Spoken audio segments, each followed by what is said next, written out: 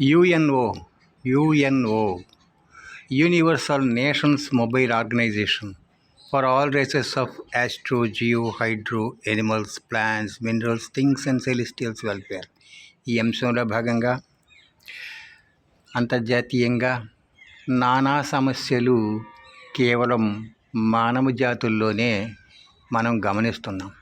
ఆ మానవ జాతుల్లో కూడా కొన్ని దేశాలు మాత్రమే ఈ సమస్యలకి కారణాలుగా ఉన్నాయి. దేశాలు చిన్నవైనప్పటికీ కూడా అక్కడ ఉండేటువంటి విధానం, పరిపాలన, సంస్కరణలు, త్రికరణ శుద్ధి అనేటువంటిది బట్టి దానికి ఒక మంచి గుర్తింపు అనేటువంటిది ఉంటుంది.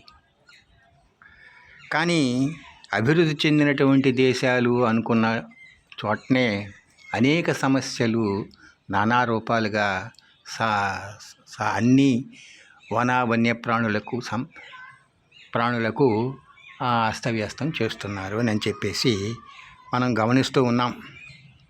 ఇప్పుడు చికాగోలో అంతర్జాతీయంగా ఏదో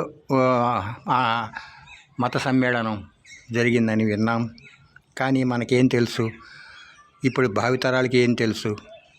కానీ అప్పుడు ఏం జరిగింది, ఎన్ని దేశాలు పాల్గొన్నాయి, ఎవరెవరు ఏవేం సమర్పించారు అనేటువంటి స్పష్టత అనేటువంటిది చాలామందికి తెలియదు.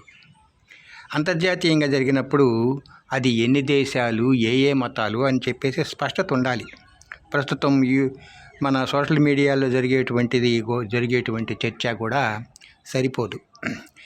ఇప్పుడు కాశీ యందు ఈ శంకరాచార్యులు, మండనమిస్సులు వాదనలు జరిగినాయి అద్వైతాన్ని గురించి అని విన్నాం. అది ఎప్పటి సంగతో విన్నాం. కానీ ఆ శంకరాచార్యులు ఎన్ని మతాల్ని, 72 మతాల్ని ఖండించారు అని చెప్పేసి మనం విన్నాం. అవి ఏవిటి ఆ మతాలు, అవి ఎందుకు ఏర్పడ్డాయి, అందులో ఏమేమి ఉన్నాయి అనేటువంటి స్పష్టత ఎవరూ చెప్పడం లేదు. ఏ ప్రాంతాలకు సంబంధించినవి, వాటి పుట్టుపూర్వోత్తరాలు ఏమిటి అనేటువంటిది మనకు తెలియదు కదా ఇప్పుడు దాన్ని చర్చించేదానికి. అది ఆ విధంగా ఖండించడము, సంస్కరించడం అనేటువంటిది ప్రామాణికమైనప్పుడు ఈ అద్వైతం అనేది విస్తరించాలి ప్రపంచవ్యాప్తంగా. అలా జరగడం లేదు. జరగనప్పుడు ఆ మతాలన్నింటినీ ఖండించడం కూడా ఇప్పుడు మతానికి సంబంధించినటువంటి విద్వేషాలు అనేటువంటి ఆలోచన కూడా వస్తూ ఉంది. మనకు తెలియదు కదా, ఇప్పుడు ఆలోచించాలి కదా.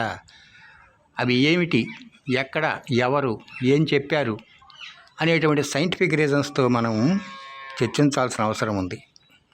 ఈ ఆచారాలు అనేటువంటివి కుటుంబం, గ్రామము అన్నిటిల్లో అందరినీ విచారించాలా. వీటిల్లో వీళ్ళు లక్షల సంఖ్యలో ఉన్నారా, వేల సంఖ్యలో ఉన్నారా, వందల సంఖ్యలో ఉన్నారా, పదుల సంఖ్యలో ఉన్నారా, ఒకట్ల సంఖ్యలో ఉన్నారా అనేటువంటిది కూడా మనము గమనించి ఏది ఆదర్శం అని చెప్పేసి మనం చర్చించాల్సిన అవసరం ఉంది. అంతేగాని సంఖ్యాబలాన్ని బట్టి అది ప్రామాణికం అనేటువంటిది కుదరదు. ఏదైనప్పుడు ఓట్ల శాతాన్ని బట్టి ఏదో పరిపాలన జరుగుతున్నాయి కదా, అవి అస్తవ్యస్తమైనటువంటి ఈ పరిశీలనే కానీ అది సరైనటువంటిది కాదని చెప్పేసి ప్రపంచ సర్వేల్లో తెలుస్తూ ఉంది. ఇట్లా ఇప్పుడు శ్రీకాళహస్తి అనేటువంటి ఒక చోట ఇది ఈ సాలిపురుగు, పాము, ఏనుగు ఈ భక్తితత్వంగా జగడాలు పడి ఆ 3 చనిపోయినాయి అని చెప్పేసి ఒక కథ మనం విన్నాం. ఇట్లాంటివి ఎన్నో ఉన్నాయి ఈ తగాదాలు అనేటువంటివి. ఈ కొంతమంది హిందూ సాంప్రదాయంలో ఏం చెప్తున్నారు, మోక్షాన్ని కోరుకుంటారు. అంటే ఇక మరలా పుట్టడం అనేటువంటిది వద్దు అని కోరుకుంటున్నారు. కొంతమంది ఏమని కోరుకుంటారు, అన్ని కోరికలు కోరుతూ ఉంటారు. ఏదో కోరికలు కోరడం, వరాలు కోరడం. కానీ అవి అనుభవించి చివరికి ఏమవుతున్నారు, ఇక ఏది వద్దనిపిస్తుంది మామూలుగా. కానీ ఇవన్నీ అనుభవించేసిన తర్వాత, కొంత అనుభవం తెలుసుకున్న తర్వాత ఇందులో ఏమి లేదు అనేటువంటిది చివరి యొక్క పరాకాష్ఠ, లక్ష్యం, గమ్యం.